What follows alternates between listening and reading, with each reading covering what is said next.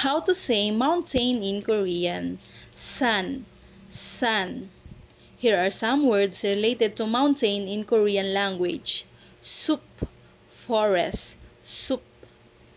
Ondok, hills, ondok. Minsukchon, folk village, Minsukchon. Tunggol, cave, tunggol. Hwasan, volcano, Hwasan. Kultagi or Kiegok, valley. Kultagi or Kiegok. Yaksu, mountain water, Yaksu. Namu, tree, Namu. Kut, flower, Kut. Bawi, rock, Bawi.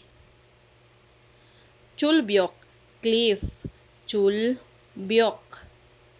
Pandu, peninsula, Pandu.